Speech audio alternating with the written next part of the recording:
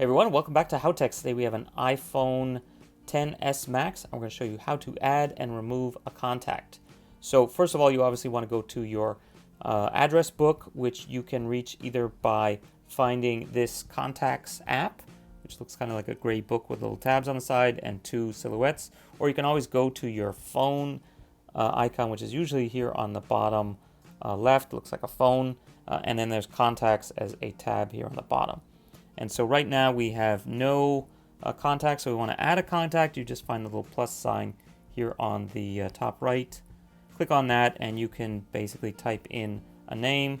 So we always like to do Joe Blow, and his phone number is very simple.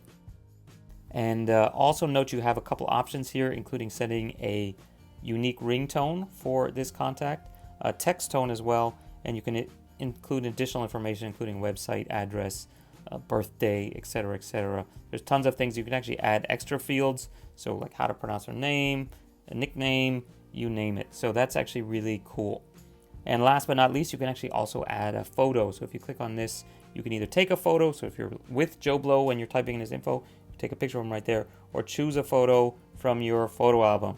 So let's choose one of our pictures, and he looks just like a stormtrooper. So let's get that guy in there.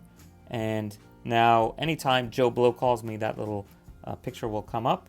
And so here you go, there it is. And now you can do shortcuts to send him a message, share this contact, etc., block him. So one unique thing on the iPhone XS Max, because it has the dual SIM capability, it actually gives you the option to choose which of your two data plans to use to contact him.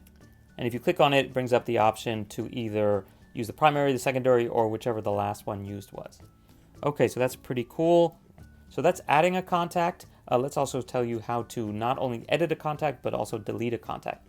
It's actually the same step.